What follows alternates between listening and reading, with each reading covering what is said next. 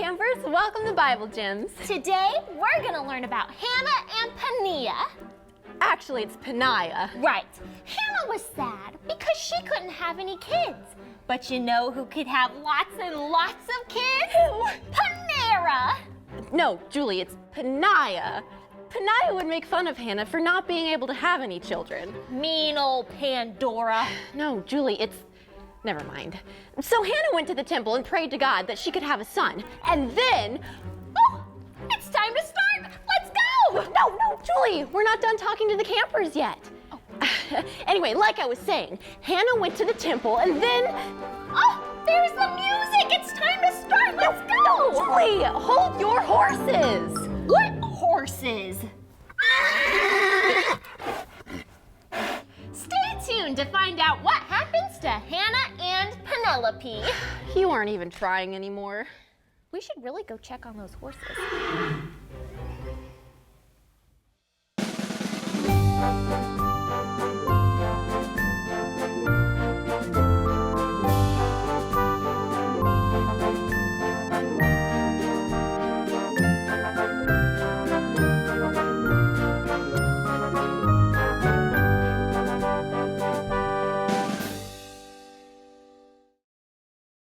Welcome to Bible Gems. I'm glad you can make it. I'm Uncle Aaron, and today we're going to be learning an amazing Bible story. I hope you're ready.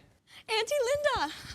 What? I found an amazing Bible gem. Oh, look, Faith. Can you believe it? It's the gem! Oh, you're gonna have to show Uncle Aaron. Okay. Uncle Aaron, Look what I Whoa! found. Just amazing like I thought it would be. Can't wait to hear it. Miss Jody, do you think we could sing about that Bible gem? Oh, yes. Yes, I think we should. Oh, that is so awesome. Delight yourself in the Lord. Delight yourself in the Lord. Delight yourself in the Lord.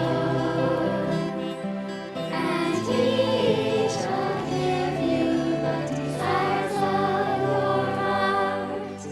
Psalm 37, verse 4. Beautiful.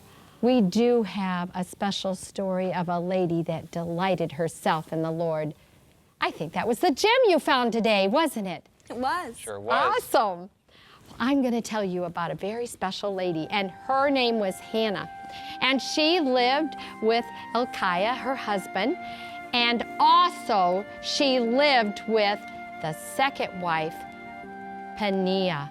And Peninnah gave Elkanah lots of sons and daughters, but Hannah didn't have any children, and that made her feel so bad.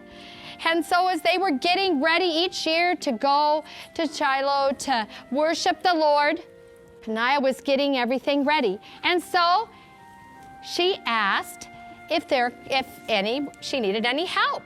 Can I help you, Peninnah? Why would you help me? I need help with the children, and you don't have any children. And how could you know how to handle children? You're nothing at all. You know that, don't you? Well, just go do what you do. I don't know what you do. Just go do what you do. I'll take care of the children.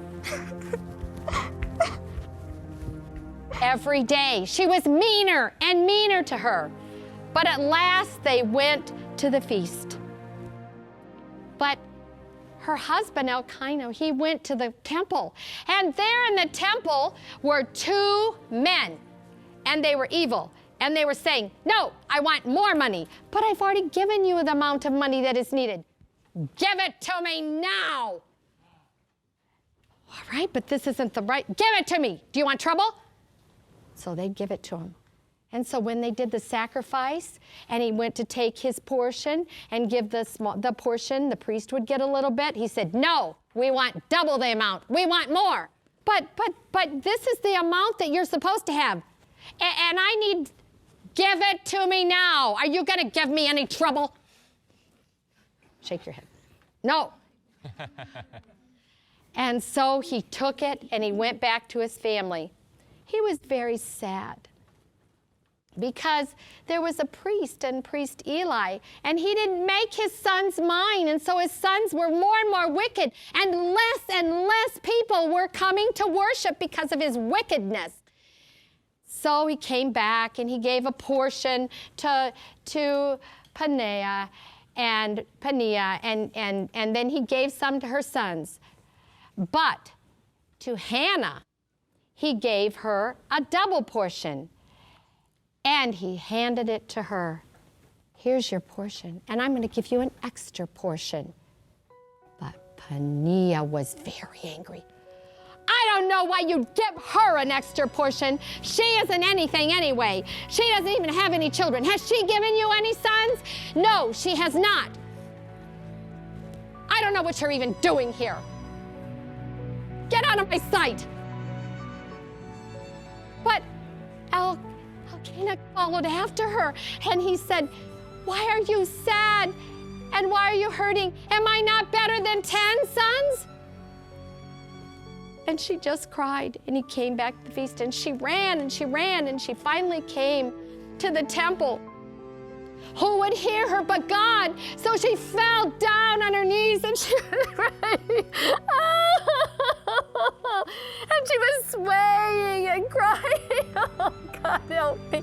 Please, please, if you give me a son, I will give him to you all the days of his life. And while she was going on like that, the priest came, because there wasn't many people that prayed anymore. And as he came, and he stood there, and he said, woman, you are drunk. Why do you act like that? You should not be drinking wine.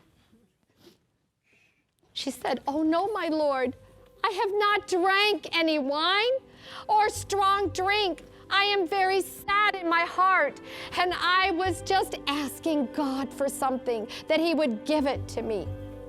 Then she couldn't believe. He looked at her and he said, may the God of heaven grant your request. And as soon as he said that, she wiped her tears, and she believed God, and she went back home. Well, about the time for the next time to go to the Passover, Elkanah and Peninnah were getting ready, and all their children. But Hannah said to her husband, I would like to stay here because I have little Samuel, and God has blessed me with him, and it's not time for me to give him to the Lord. I'm going to wait until he no longer needs a baby's milk.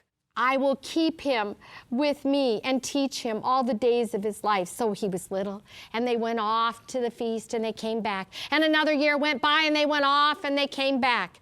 And finally, he no longer drank the baby's milk.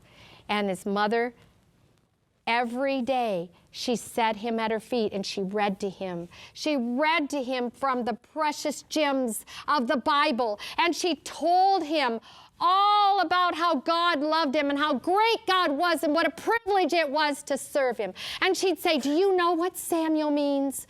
Do you know what Samuel means? Anybody know what Samuel means? It's because God gave him to me. That's pretty good. Asked of God. And so she had asked God, and he had given, and she said, I'm going to give my best treasure to God. Now, when God does something special to you, do you just love him so much that you want to give him your best back? Yeah. Yes. And so she taught him, and then she made him a beautiful robe, and she put it on him. And they took gifts, and they went to see Eli, and she hung on to his hand. Can you hang on to my hand? Stand up. She hung on to Samuel's hand, and they walked up to the priest. And the priest said, yes, may I help you? She said, I brought you God's gift. Now, this mother really loved the Lord, because how many mothers want to take their child to somebody where they know there's a lot of wickedness in the place? And Hophni and Phinehas was there, and he could learn bad things. But she believed God would protect her, Samuel. That's how much she loved God. And so she said, here is what I had prayed for. I prayed for a son, and I said, if God would give me a son, a precious son, then I would give it to God all the days of his life, that this gift that God has given me is his. I am giving it to him. I'm giving it back to him. So the priest, Eli, looked, and he had not seen such great faith, not in all of Israel. And so he took Samuel's hand, and Samuel had been told ever since he was little, you belong to God. So do you think he just cried and said, no, Mommy, don't leave me? No, he knew that he belonged to God. His mother had told him that all the days of his life. And so he went along with priest Eli. Well, even though he was little, he could do little things. And he would take the broom and he would sweep in the temple, and he'd sweep everything up. And then sometimes he would carry wood, and he'd only carry a little bit because he couldn't. He was just a little boy. And he would carry the wood and he'd lay it there by the altar or wherever. And he helped all that he could. And he got bigger. And the next year his mother brought him a new robe, and he got bigger and bigger and bigger.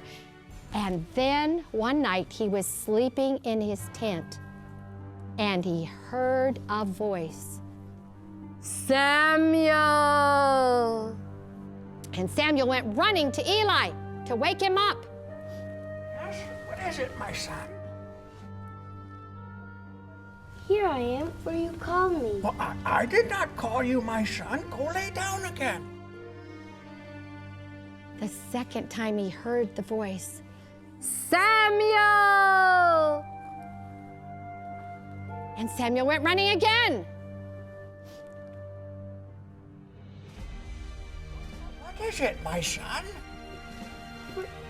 Here I am, for you called me. No. I did not call you. Go lay down again. Go lay down. Good night now. Good night. Then he heard the voice again, Samuel! And Samuel went running again to priest Eli. Oh, my. What is it, my son? Here I am, for you called me. Now listen, my son.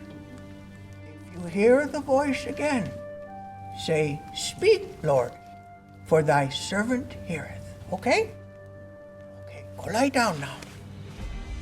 He heard the voice again, and he did just what Eli said. He said, speak, Lord, for your servant heareth. And when Samuel got up the next morning, Eli was ready to meet him.